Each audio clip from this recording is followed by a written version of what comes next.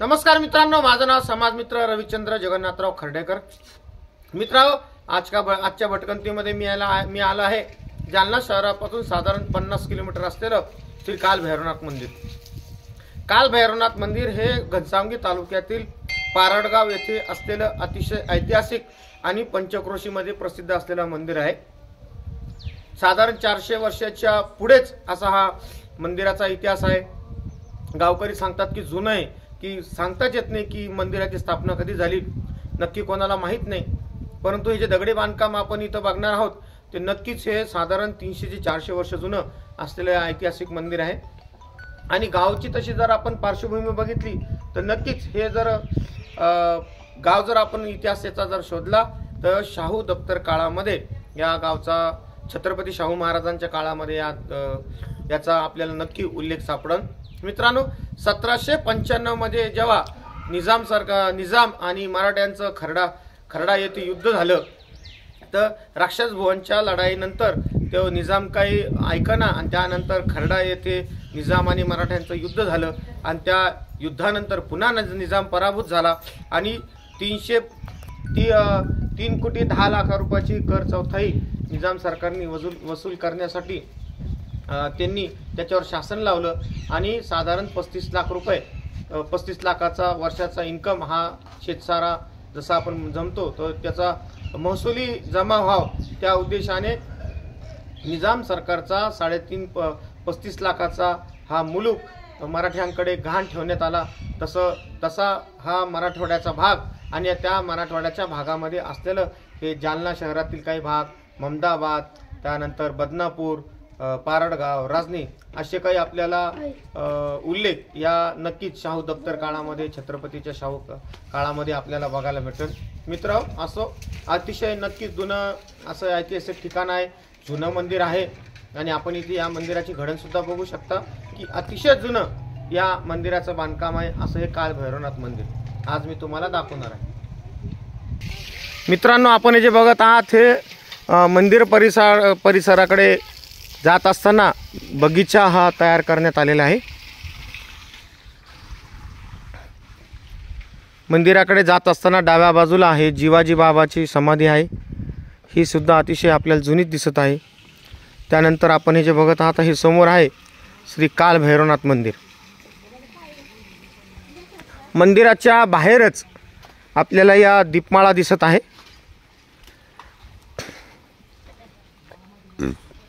अतिशय जुने आहे हा दीपमाळा आपण बघत आहोत।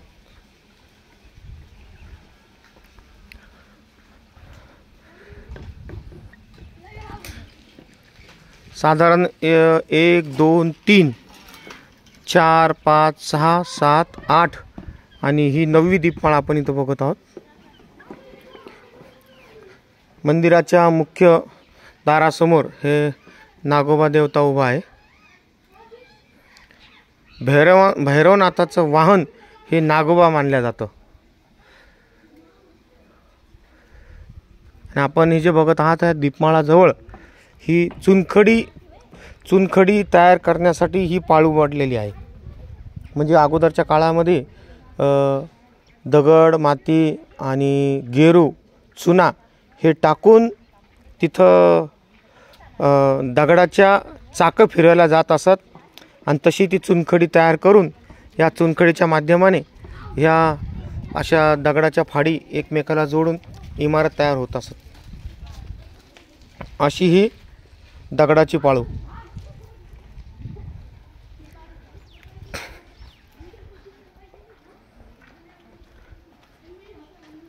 आपण जे बघत आहात जोगेश्वरी काल भैरवनाथ देवस्थान पारडगाव।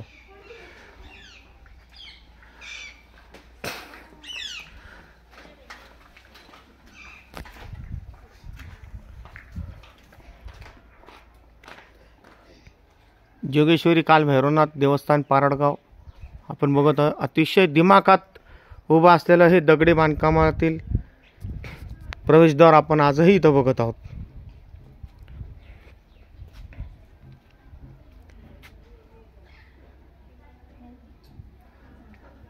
या दगडामध्ये अतिशय सुंदर नक्षी इथं कोरलेली आहे।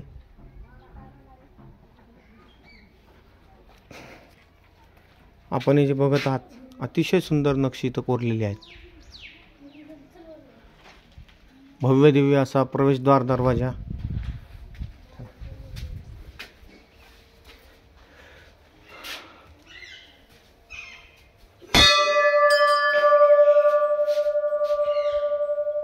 अतिशय प्रसिद्ध आणि प्रशस्त असा हा परिसर आपण इथं बघत आहोत.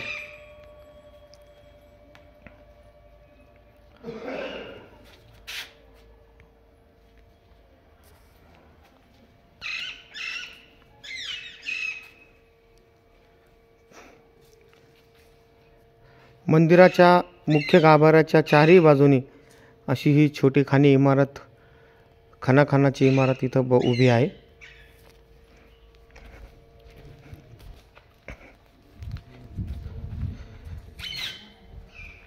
मंदिराच्या समोर होम आहे. देवाची रोजची आरती, सडा सारवण रांगोळी इथं होत असते. आपण हे बघत आहात हे काल भैरवनाथ.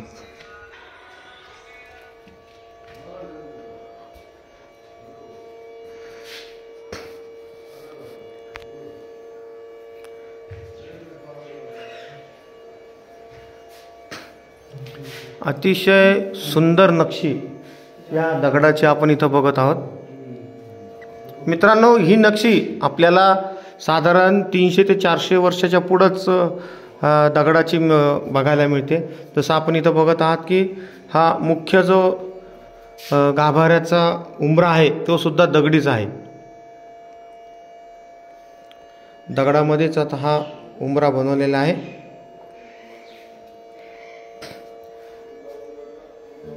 मंदिरात जाताना, प्रवेश करताना हा राक्षस इथं बसलेला आहे आणि उंबऱ्याच्या वरती गणपती बाप्पा आहे.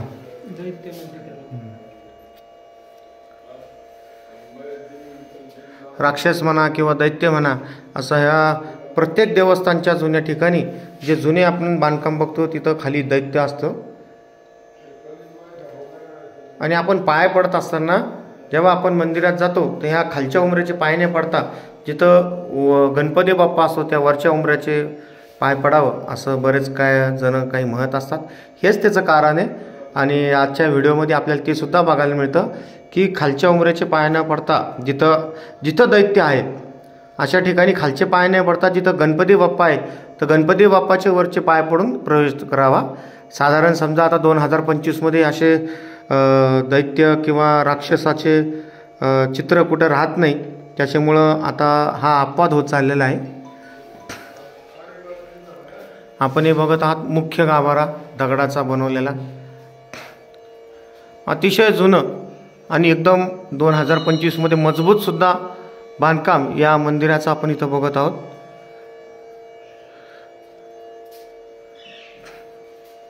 आणि या मंदिराची विशेष कलाकृती म्हणजे की आजच्या 2025मध्ये सुद्धा लाजवल अशी दगडामध्ये ही सिलिंग केलेली आहे.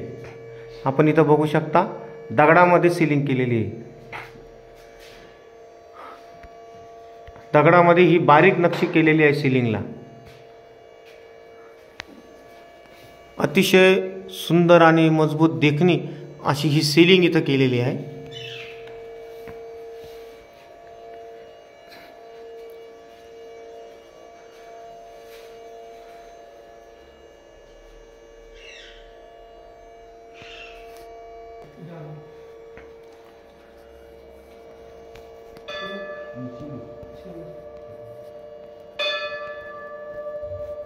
मित्रांनो, हे आहेत काल भैरवनाथ.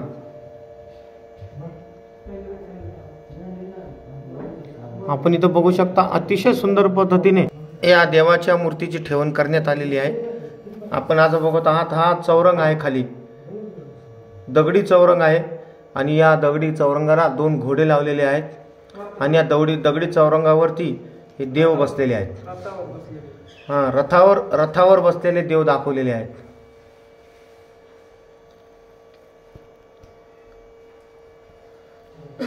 मुख्य गाभारा सुद्धा आपण बघायचा प्रयत्न करत आहोत.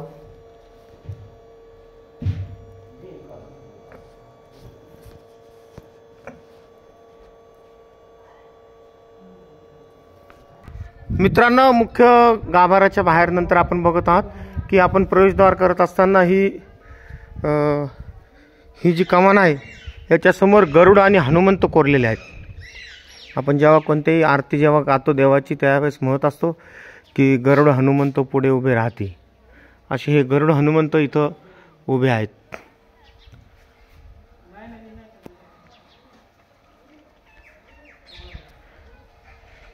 वरती जाण्याचा प्रयत्न करूया.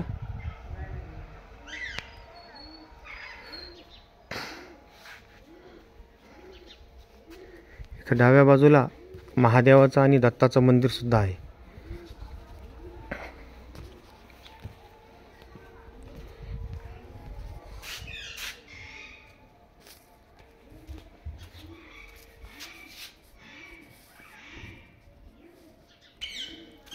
हे जुनं बांधकाम खण दाखवायचा मी तुम्हाला प्रयत्न करत आहे.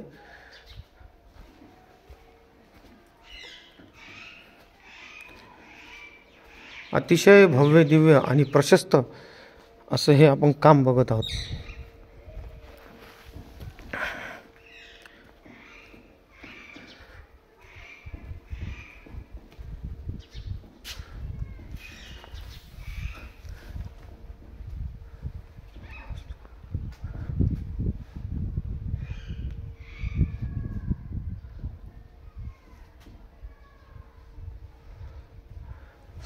या मंदिराच्या वरती आपण इथे नक्षी बघू शकता.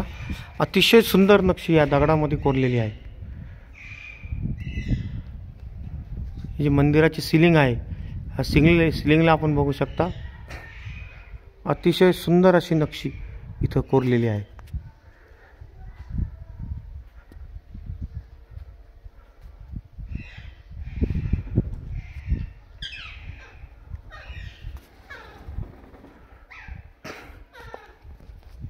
त्यासोबतच 6 हत्ती एका प्राण्याने पकडलेले असं दृश्य इथं दाखवण्यात आलेलं आहे.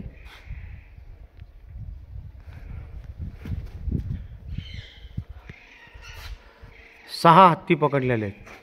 हे बघू शकता आपण. 1 2 3 4 5 6 4 पायामध्ये 4, तोंडामध्ये 1 हत्ती आणि शेपूटमध्ये 6वा हत्ती. असं अतिशय प्रबळशाली प्राणी इथं दाखवलेला आहे. नक्की याचा अर्थ मला माहीत नाही काय असेल.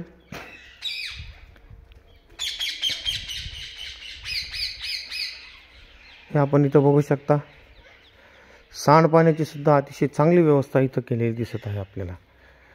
बघा इथं आपण बघू शकता ही अंडरग्राउंड कूपनलिका आहे.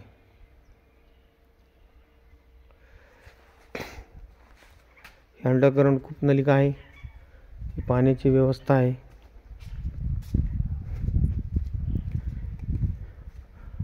हा पाठीमागा एंट्रन्स आहे. पाठीमागचा प्रवेशद्वार आहे हा.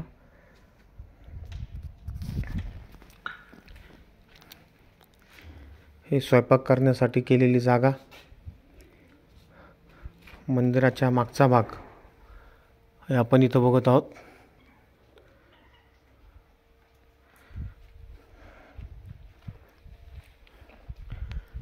मंदिराच्या मागच्या बाजूला त्रिशूळचं चिन्ह काढलेलं आहे.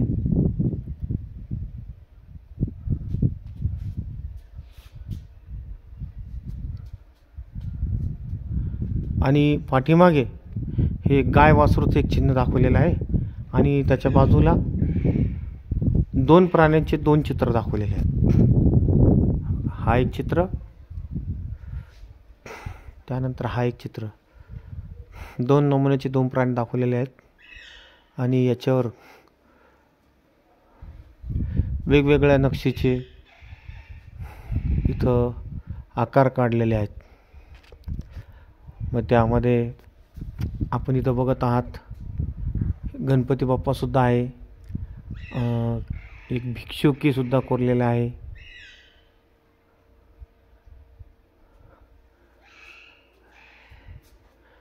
त्यानंतर वानरराज कोरलेले आहे. गरुडाचं चिन्ह कोरलेलं आहे. मोर कोरलेला आहे. असं वेगवेगळं आपण इथं बघत आहोत. मत्स्य सुद्धा कोरलेला आहे. मत्स्य आकार हे आपण बघत आहे मत्स्य आकार सुद्धा कोरलेले आहेत.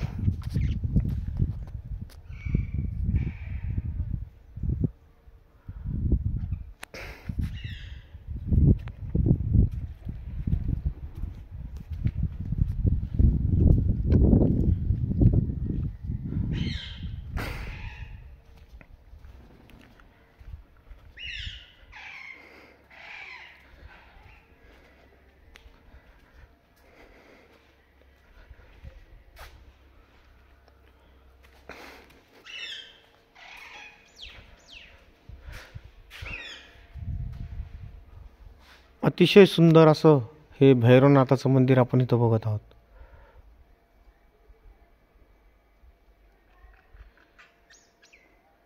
आपण वरती जाऊन बघण्याचा प्रयत्न करूया. मित्रांनो, हा आहे वरती जाण्याचा रस्ता आणि आपण बघूया.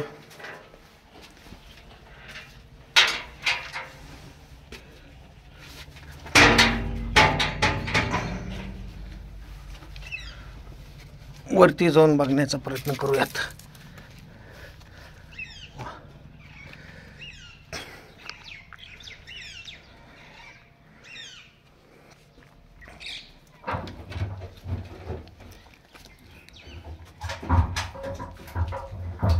अतिशय अवघड अशा पायऱ्या आहेत. साधारण 2-2.5 फुटाची पायऱ्या आणि शिवकालीन नगारे आपण इथं बघत आहोत. गावकरी सांगतात की शिवकालीन ही नगारे आहेत. अतिशय जुने नगारे आहेत शिवकालीन.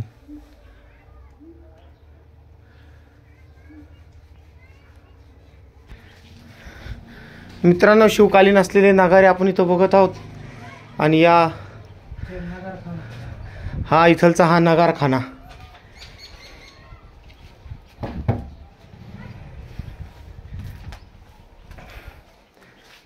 मुख्य प्रवेशद्वाराच्या वरती असलेला हा नगारखाना.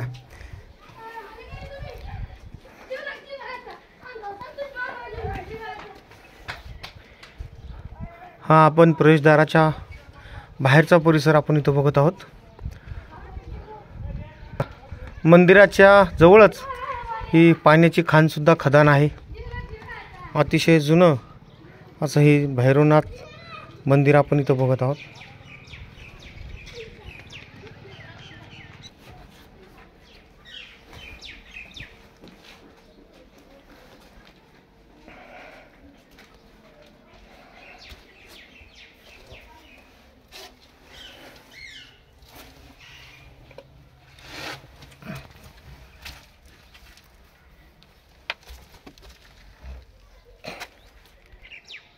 मित्रांनो, हा आपण बघितलेला नगारखाना आणि नगरखान्यानंतर आपण ह्या टेरेसवर आलेलो आहे. आणि ह्या मुख्य गाभाऱ्याची ही कळस आपण इथं बघत आहोत.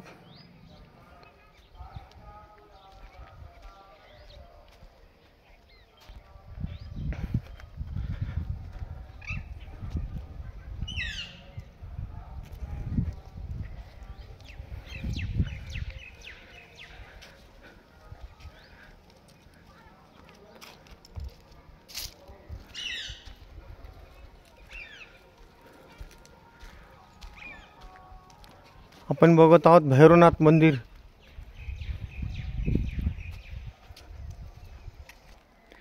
मित्रांनो, आपण जे बघत आहात ते मुख्य गाभारा.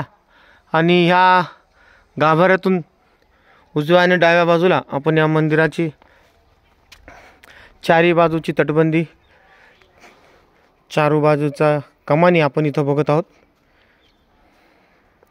आणि या मंदिराच्या मागेच या मंदिराची बारव सुद्धा आहे. आपण जे बघू शकता की ही काट्याचं जे झाड आहे, या काट्याच्या झाडामध्ये इथं बारव आहे. अशी ही बारव आणि हा मागचा प्रवेशद्वार.